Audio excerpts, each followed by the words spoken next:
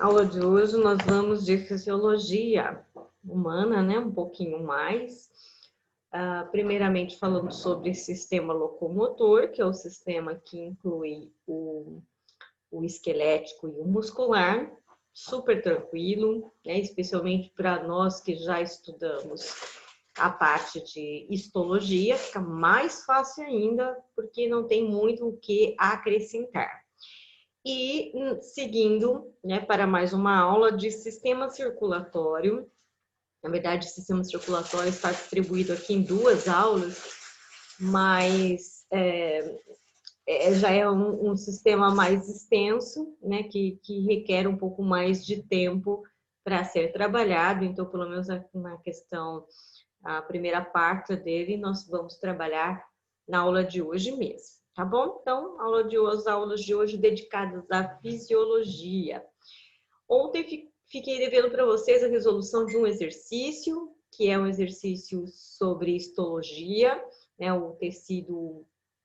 sobre o tecido sanguíneo, que vai ter depois muita relação, muito a ver com o sistema circulatório, até porque quando nós estudamos sistema circulatório, dentro dessa temática, sistema circulatório, vem também o estudo do sangue e seus componentes. Então, o sangue não é um órgão, né? Ele é um tecido, mas ele também é estudado, né? E os conceitos lá da histologia acabam sendo também retomados dentro da fisiologia do cardiovascular.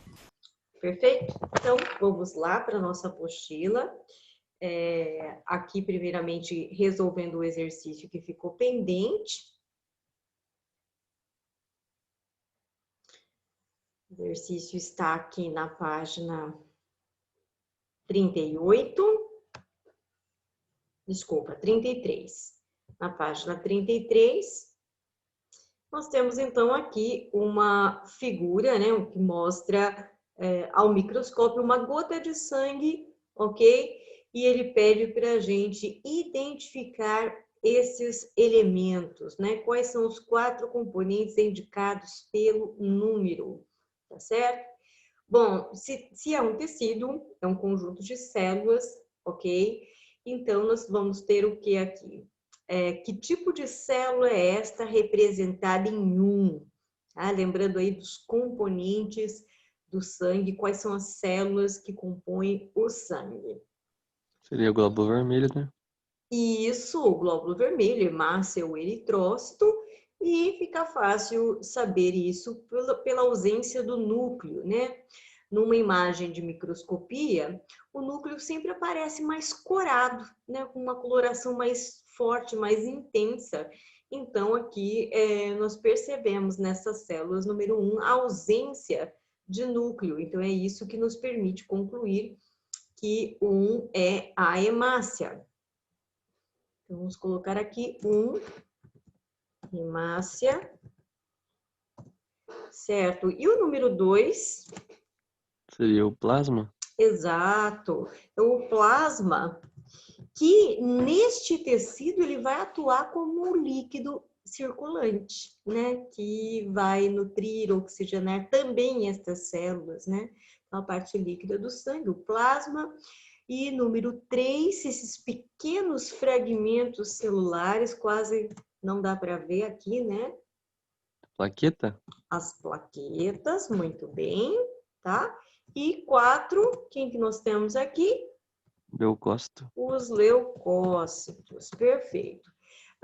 E aí dá para notar que, olha, são 3 leucócitos aqui na imagem, embora os 3 sejam leucócitos, dá para perceber, pelo menos entre este e este, que há uma diferença no formato do núcleo, né? E o tipo de leucócito, a classificação dos leucócitos é feita com base no formato do núcleo, tá? E claro que cada leucócito aí tem uma função, um papel específico, e depois estudando imunologia, nós vamos entrar mais a fundo nessa questão, ok? Então, aqui apenas isso, identificando os elementos deste tecido, as células que pertencem a esse tecido, bem tranquilo, bem de boa, tá? Bom, dentro desse assunto histologia, eu também deixei aqui separado alguns exercícios para vocês. Deixe-me ver.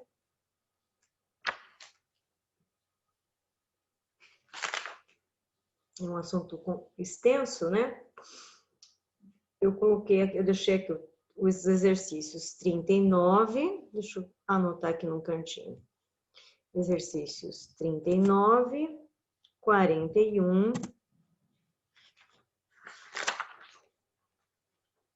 Que mais? O 50, que é de muscular.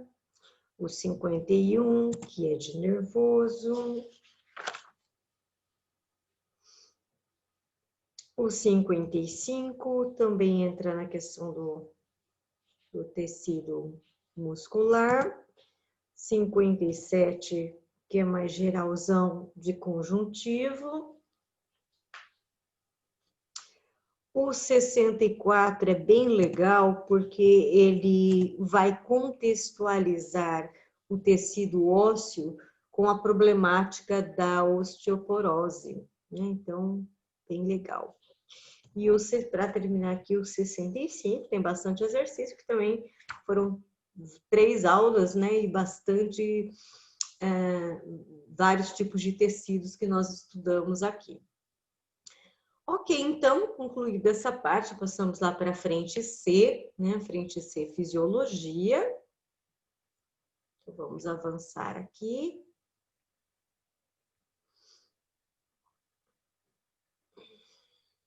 Olha só, da frente B só nos falta essa aulinha de genética. Também já estamos quase terminando essa apostila. Opa, passei. Então, aqui nós temos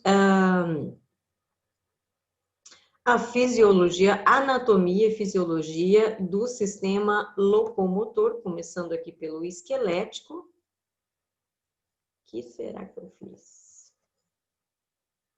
Pronto, tá certo. Tá? Bom, toda vez que a gente estuda um sistema, em primeiro lugar, a gente procura discutir qual é a função geral desse sistema, tá certo? Então, em termos de sistema esquelético, nós poderíamos colocar como função principal desse sistema a locomoção, não é? Mas, na verdade, o sistema esquelético, ele só atua na movimentação propriamente quando associado à musculatura, porque ele, por si só, não contribui com a locomoção. Então, falando de sistema esquelético, a gente aplica muito mais as funções de sustentação, tá? Então, é ele que vai dar a sustentação do organismo. Aí nós vamos ter ossos que vão atuar na proteção de órgãos importantes, né? Então, o crânio protegendo o encéfalo, né? O osso externo, que é este osso aqui que fica bem na frente do tórax, protegendo o coração. As costelas protegendo os pulmões, né? As vértebras que formam a coluna protegendo a medula espinhal. Então, temos aí esta função também bem importante do sistema esquelético, além da sustentação, né? A proteção de órgãos aí nobres, tá certo? Regiões importantes onde não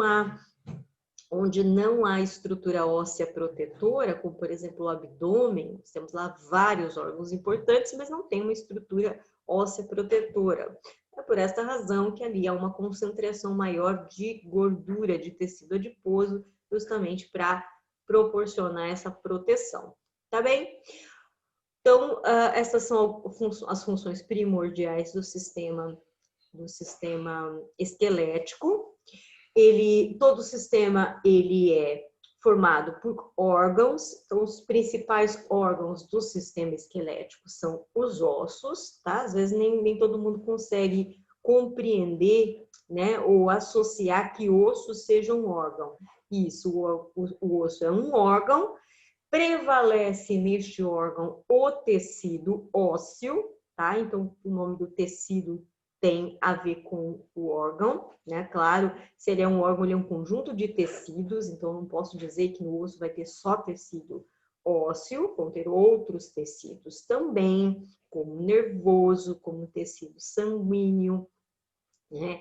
Mas, enfim, o órgão principal desse sistema, né, é o osso, embora nós vamos encontrar aqui, né, além de ossos, nós vamos encontrar cartilagens, fazendo conexão entre os ossos, e vamos encontrar, né, lembrando que a cartilagem é uma modalidade de tecido conjuntivo, não é verdade?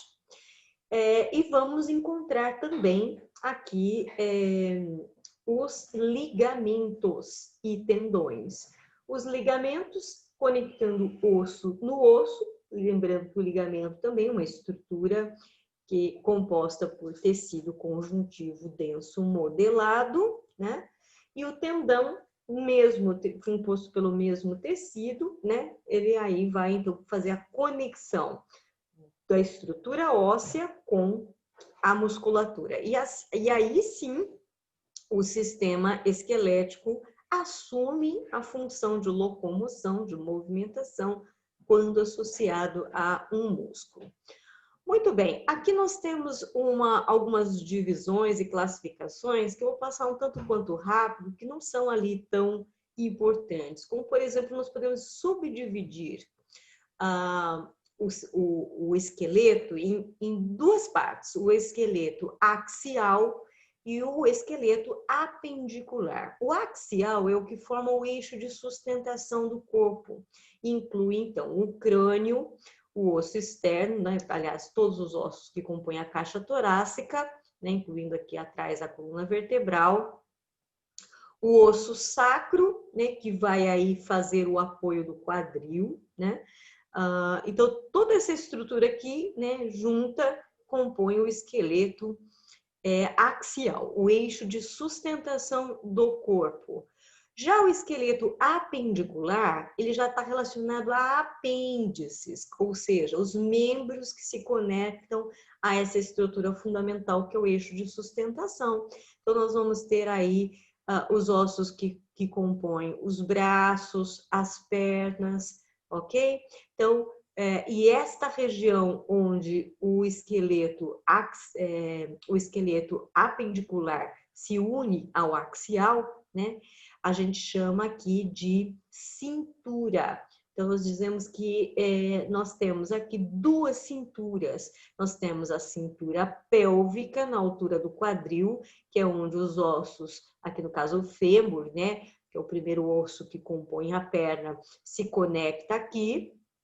E temos aqui em cima a cintura escapular, porque está próxima a esse osso aqui das costas, que é a escápula, né? O osso que está relacionado ao movimento do ombro, ok? Então, nós temos a cintura escapular nessa altura, que é onde os braços se inserem no esqueleto axial, e aqui embaixo nós temos a cintura pélvica, tá certo?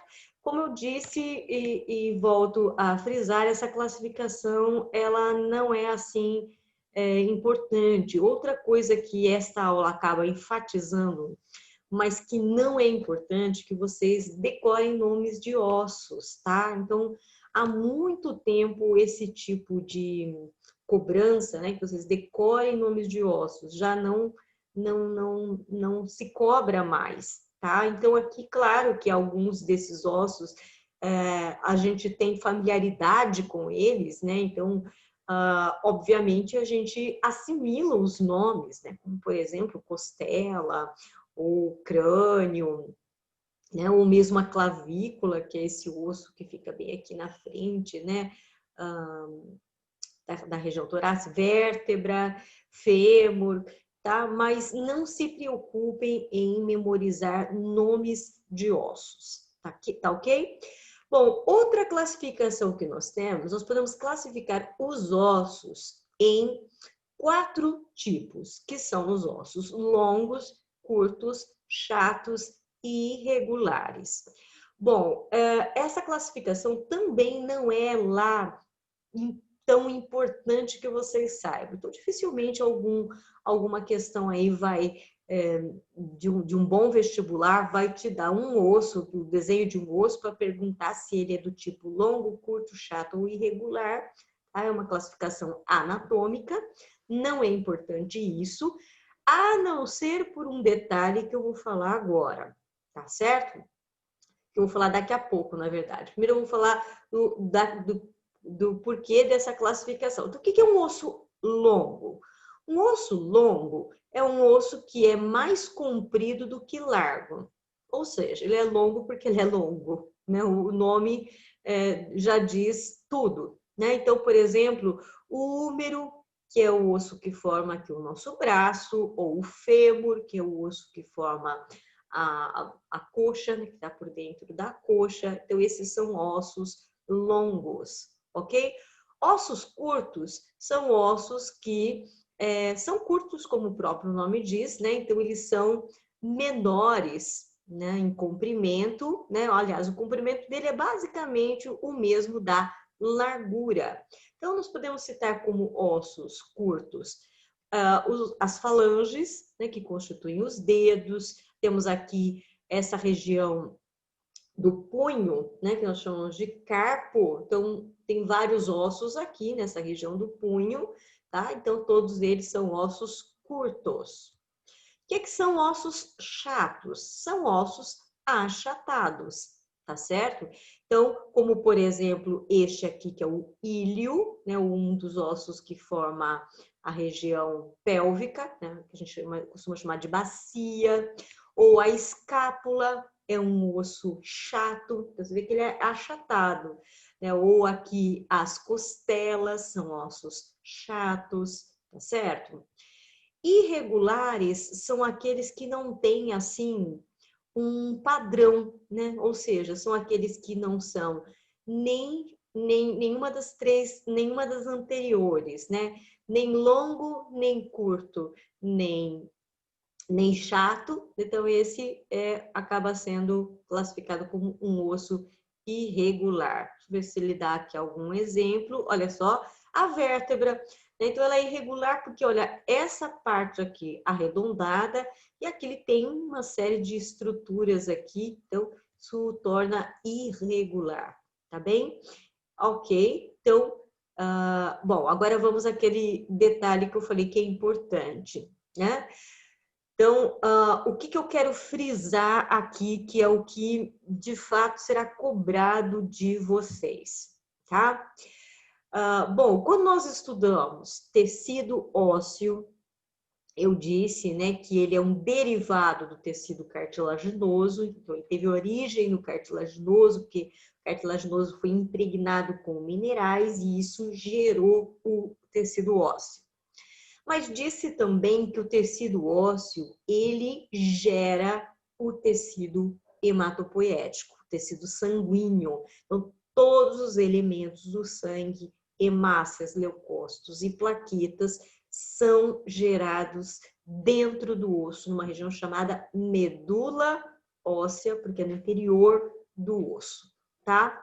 Ok, mas em qualquer osso gera os elementos do sangue? Não, não é qualquer osso, apenas os ossos longos. Então, por isso, né, um destaque aí para o osso longo. Então, como disse, não se preocupem que alguém vai te dar o desenho de um osso e pedir para você classificar como longo, curto, chato ou irregular, mas é importante lembrar que é na medula do osso longo, então é no interior do osso longo, que acontece a formação das células sanguíneas, o tecido hematopoético.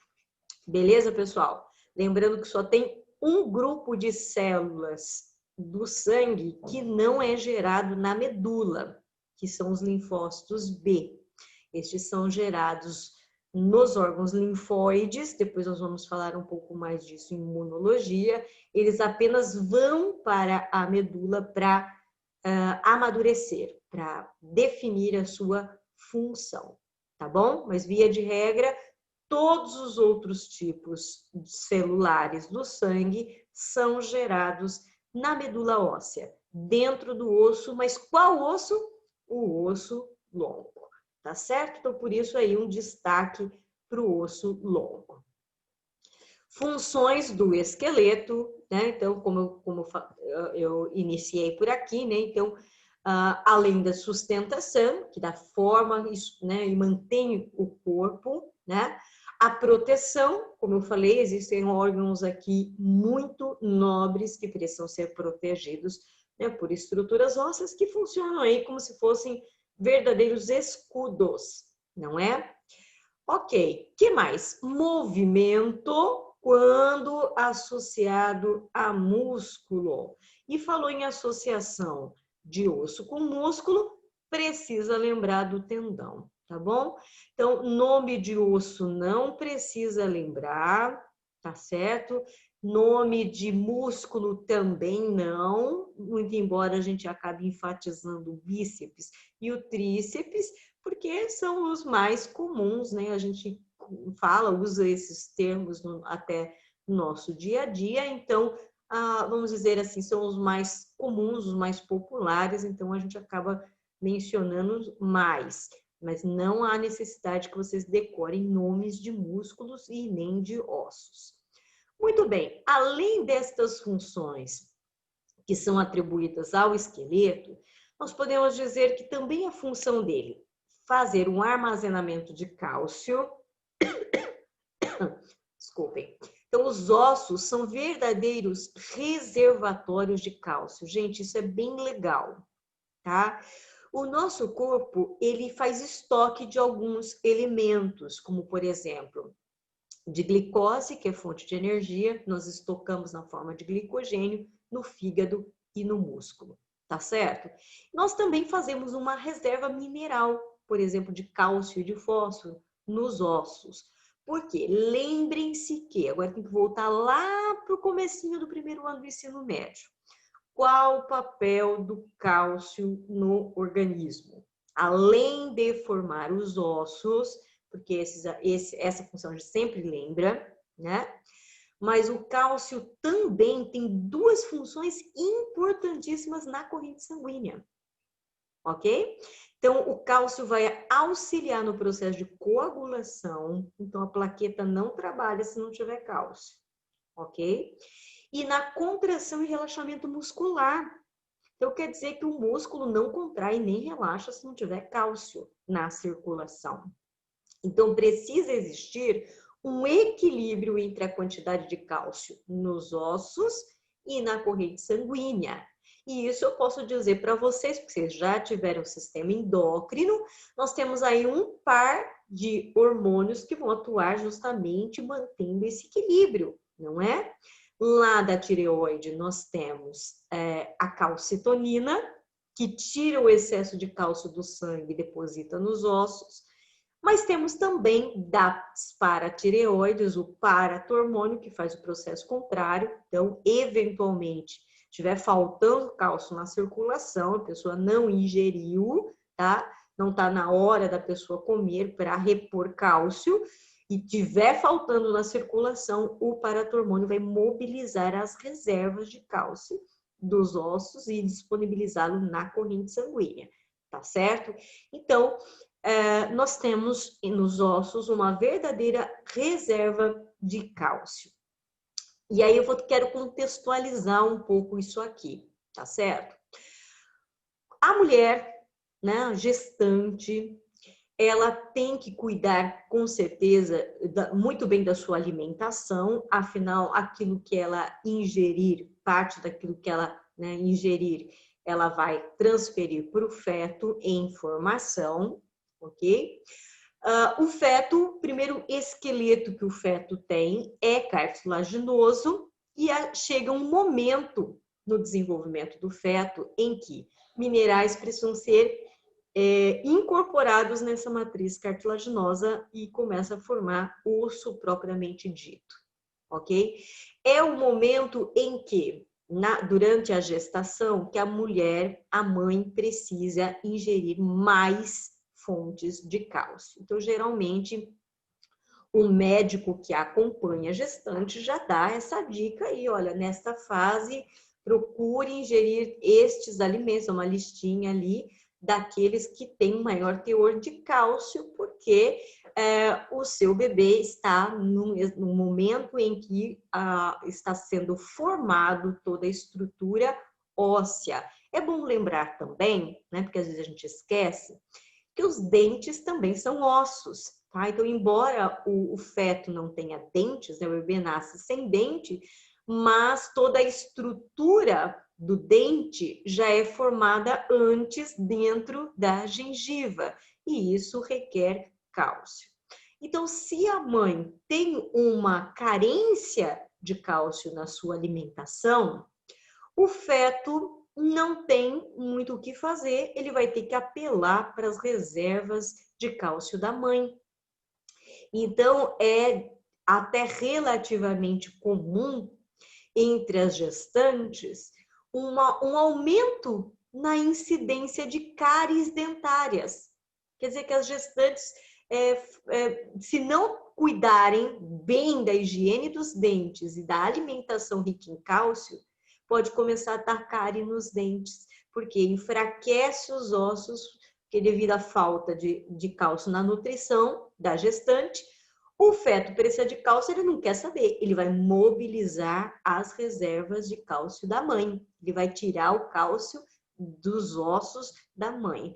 Então, se não cuidar, pode dar fragilidade óssea, tendência, claro, em casos extremos, a fraturas, né, se tiver uma queda, mas o que é mais comum se verificar um aumento de cáries nesse período, né, da gestação. Então, isso se justifica pelo fato de que o feto está mobilizando cálcio da mãe para o desenvolvimento próprio, tá bom? Agora, isso não acontece se a mãe tiver uma boa ingestão de cálcio na gestação. Legal?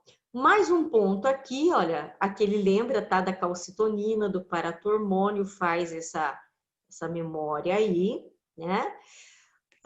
Outra função do esqueleto também é a produção de células sanguíneas. Estamos falando isso já faz tempo, tá? Mas só para lembrar aqui, que é na medula óssea dos ossos longos, então nessa região aqui, essa região também é chamada de medula óssea vermelha, porque na cabeça dos ossos, né, essa medula tem a mesma coloração vermelha e é ela a geradora das células, dos componentes do sangue.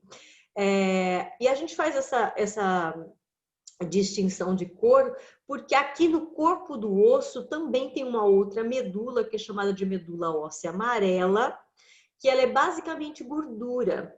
E ela é importante, viu? Ela é importante porque ela que vai dar leveza aos ossos. Se os ossos fossem maciços, eles não iriam contribuir muito com a locomoção, tá? Então, talvez seria uma sustentação mais rígida, né? Mas muito pesado. Então, dentro do osso tem gordura, só atenção que essa gordura dentro do osso, ela não é utilizada pelo organismo em hipótese alguma, tá? Então, quando você faz um regime e emagrece, você perde a gordura subcutânea, aquela que está embaixo da pele. Você não perde a gordura de dentro dos ossos, tá? Essa aí nunca sai daí, ela existe aí para garantir a leveza dos ossos, tá bom? Então, também tem uma outra medula, né? Só para diferenciar da vermelha, que é a principal, né? Justamente porque é ela a precursora das células sanguíneas. Vamos lá falar um pouquinho mais de tendão e ligamento. Tendões e ligamentos são cordões fibrosos, né? Constituídos de tecido conjuntivo denso modelado, né? Porque além de denso, firme, tem tração, né? Qual a diferença entre um e o outro, né? Ligando o osso no osso é o ligamento, ligando o músculo no osso é o tendão. Então, nessa imagem aqui, nós conseguimos ver, né, os ligamentos e tendões, né? Então, mostra aqui, né, ligando o osso no osso, então, esse é o ligamento. Aqui, olha, já ligando o músculo no osso, é tendão. Perfeito?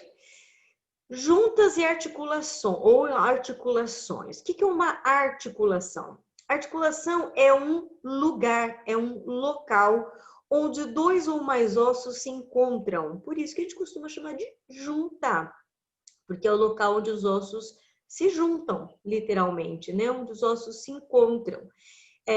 Ok, então nós temos aí várias articulações importantes, né? Nós temos o cotovelo, então aqui o cotovelo é uma junção de 3 ossos, que são o húmero do braço e o rádio e a una do antebraço.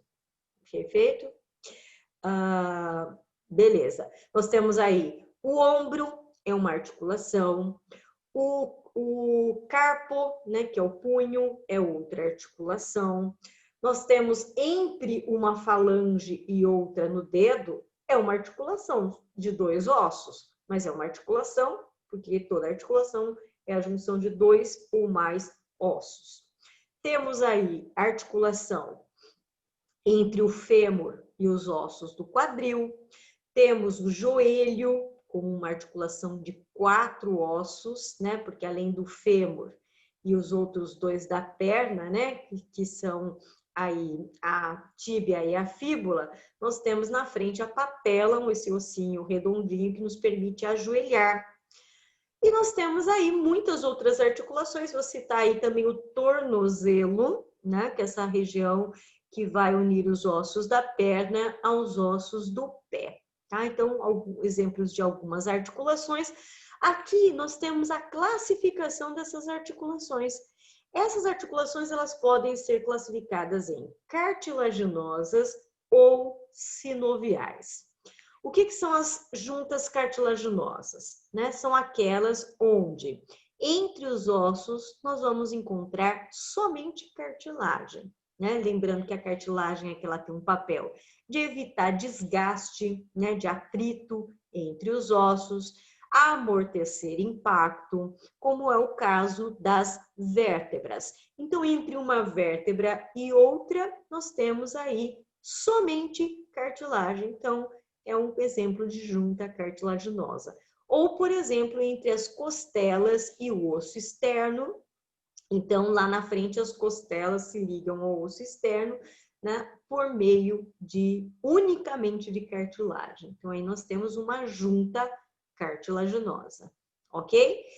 As articulações que predominam no nosso corpo, no entanto, são as sinoviais. As juntas sinoviais. Olha que bonitinho o desenho aqui da junta cartilaginosa, né, mostrando aqui o disco de cartilagem, né, entre as vértebras. E aqui em azul, a cartilagem ligando as costelas ao osso externo.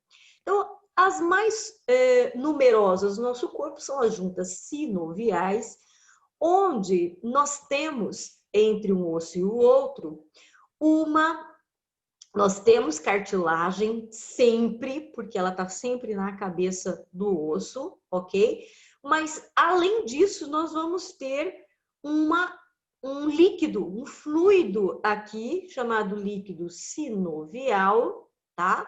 Então, veja, eu tenho um osso, na cabeça dele eu tenho o tecido cartilaginoso, e aqui o outro osso, e na sua cabeça o tecido cartilaginoso, mas vejam que um osso não toca o outro, né? A cartilagem de um não encosta na cartilagem do outro.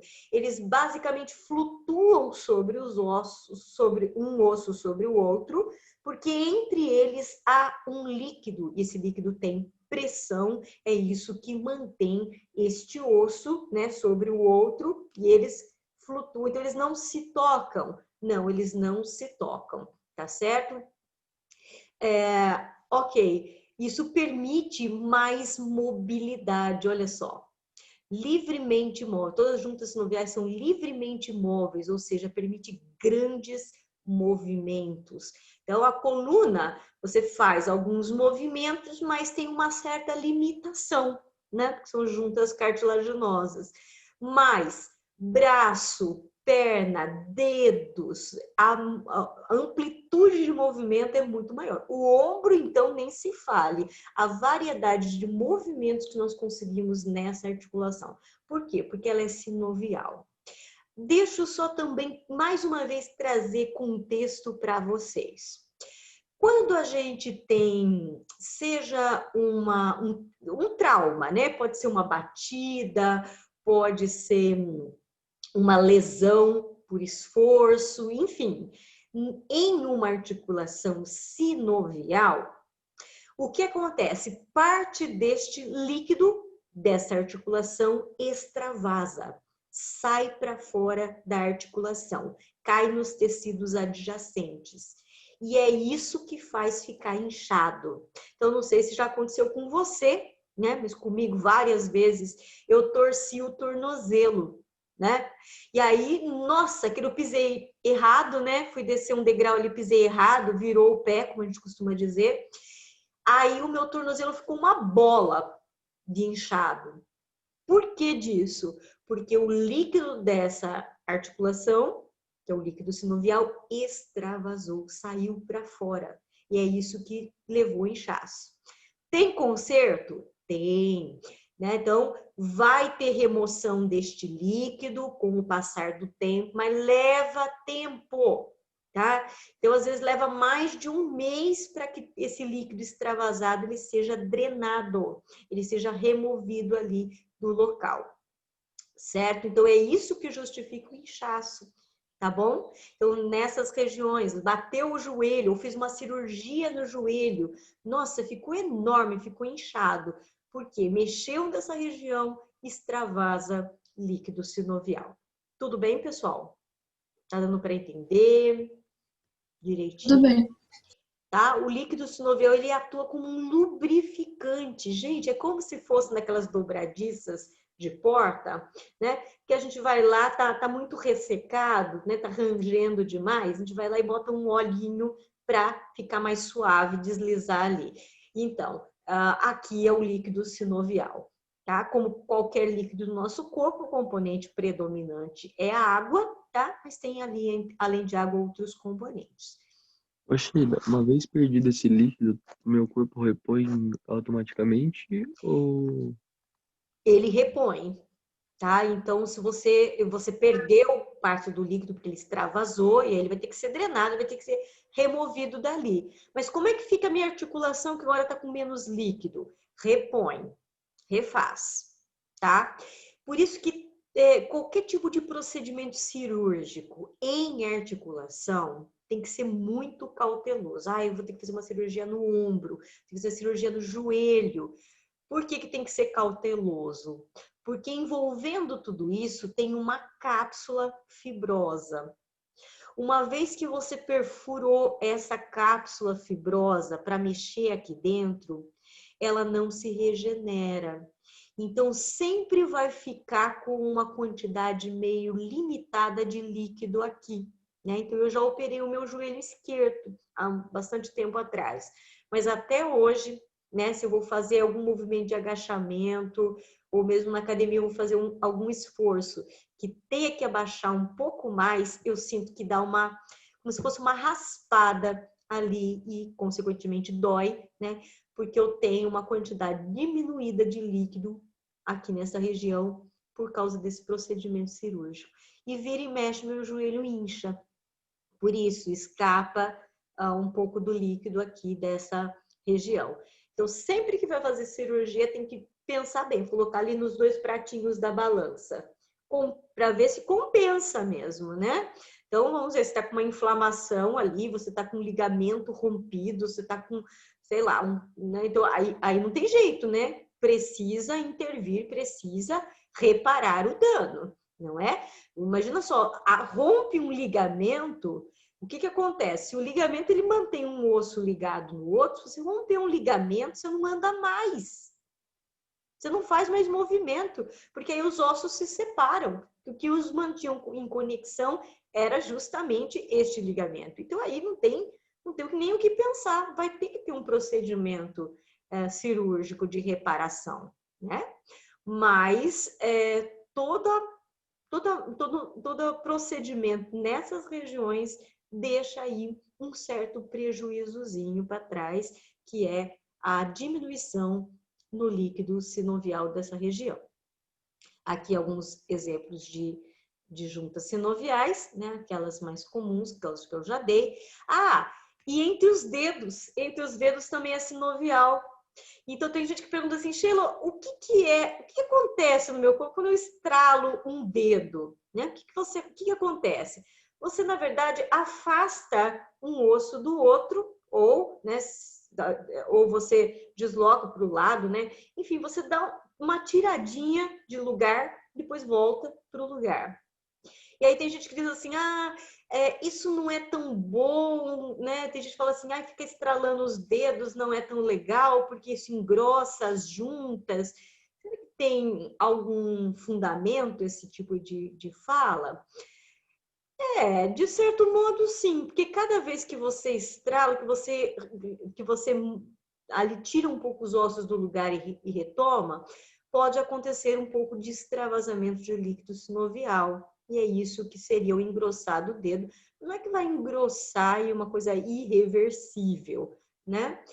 Só que tem gente que acaba tornando mania mesmo, né? Acaba ficando ali viciado e fica estralando, estrala o joelho, estrala pescoço, estrala dedo.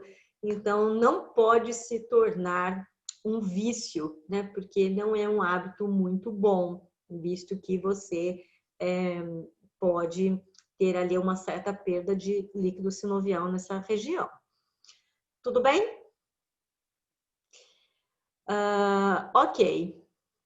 Às vezes acontece naturalmente, né? A gente estrala sem querer. Quer dizer, que está muitas vezes mal posicionado, né? Meu pescoço aqui vira e mexe, dá uma estralada e eu adoro. Por quê? Porque eu tenho um desgaste numa das vértebras aqui do pescoço, né? Eu falo que isso é o presente que eu ganhei do mestrado. De tanto ficar no microscópio por horas, né? Eu ganhei um desgaste aqui de umas vértebras aqui do meu pescoço. Então, dependendo às vezes fica meio mal posicionado, e aí o movimento que eu faço estrala, ajuda a voltar para o lugar. Nossa, dá um alívio tão grande, porque é uma região que pega muito nervo, então se fica mal posicionado, começa a tensionar os nervos, isso me dá uma dor absurda. Às vezes eu consigo estralar, nossa, que delícia que é, que eu até brinco e falo assim, hoje eu tô crocante, né? Que eu vou mexer para o lado, o outro é crack, crack, crack, volta para o lugar, estabiliza o sistema, tá bom? Muito bem. Aqui, a nossa apostila faz um link com a física para falar um pouco de alavanca, tá? Alavanca é um assunto abordado lá na física. E aqui a gente faz uma ponte, porque como vocês já bem sabem, eu já falei bastante isso para vocês, hoje em dia os vestibulares são interdisciplinares, então eles podem pegar esse conteúdo de fisiologia aqui e fazer uma ligação com a física. Então nós temos que toda alavanca ela tem um ponto fixo, né? Um local onde você aplica a força, tá? E o local onde você apoia a carga, né? Então, aqui nós temos um tipo de alavanca, aqui está o ponto, que na verdade é um macaco, né? Aqui está o local onde eu apoiei a carga, aqui é o ponto fixo, fica no meio, e aqui eu aplico a força, né? Cada tipo de alavanca tem um nome, essa daqui no caso é interfixa, porque ela está fixada bem no meio. Vocês se lembram um pouquinho disso, desse conteúdo de alavancas? Um pouquinho assim. Né?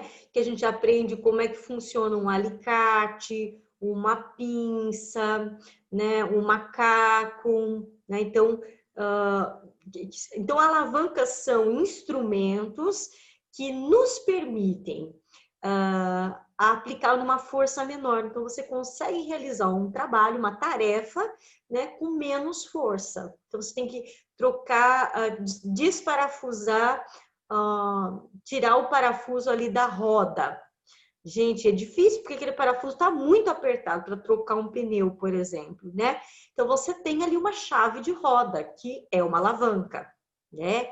Então, aquilo te facilita no sentido de que você precisa fazer menos esforço para remover os parafusos ali, né? Imagina a força que eu precisaria fazer para levantar, para suspender um carro, para trocar o pneu. Bom, com o macaco isso fica muito mais fácil.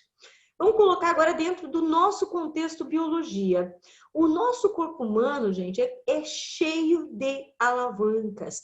Por exemplo, o nosso braço é um tipo de alavanca interfixa, né? Aqui na mão a gente coloca a carga, o peso. O ponto fixo é a articulação do cotovelo e a força é aplicada aqui pelo bíceps. Então, o nosso braço é um exemplo de alavanca. Ok, que mais? Vamos ver. Aqui ele está dando, né, o exemplo aqui de como é que é. Só que esse aqui não é. Ó, esse aqui tá a carga na frente, a força no meio e o ponto fixo atrás. Este daqui, sabe qual que seria? Não seria este. Eu não sei por que ele está relacionando esse com esse, né? Porque esse aqui é alavanca interfixa. Um exemplo disso daqui, que seria equivalente à pinça, é a nossa mandíbula. Olha só, você põe a carga na frente, que é o que você vai morder, certo? Você aplica a força no meio, a musculatura no meio, e tá fixo aqui atrás, ó.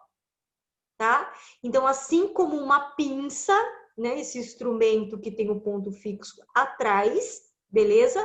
A nossa mandíbula equivale à pinça, que tem o ponto fixo atrás, aqui na frente a carga e no meio a força aplicada. Aqui, um exemplo de ponto fixo na frente, carga no meio e força aplicada atrás, seria o carrinho de mão, não é? A gente põe a carga aqui no meio, faz a força aqui atrás, e o ponto fixo é a rodinha lá na frente. Um equivalente do nosso corpo seria aqui, olha, os nossos pés. Então, nós temos aqui essa parte aqui da frente do pé, é o nosso ponto de apoio. Aqui é colocada toda a carga, o peso do corpo todo fica aqui, nessa região, e é o músculo da tua panturrilha aqui, ele que vai fazer a força contrária à carga para sustentar o teu peso. Aqui, ó, a tesoura é o fixo, né, no meio. Então, carga na frente, fixo no meio, força atrás. Isso seria aqui o pescoço, né? Então, a carga aqui na frente, a força atrás e no meio aqui a minha vértebra do pescoço fazendo o apoio. Então, eu consigo fazer este movimento, também é de alavanca interfixa, tá bom? Ok, terminamos aqui esta aula de sistema esquelético, que inclui um pouco aí rapidamente do muscular, que o muscular esquelético é esse que está aqui associado aos tendões, mas a ênfase maior foi na estrutura óssea, tá bom? Então, na próxima aula do dia de hoje, eu retorno com vocês para fazer os exercícios dessa aula e seguimos então com o sistema cardiovascular. Tá joia? Até daqui a pouquinho, então.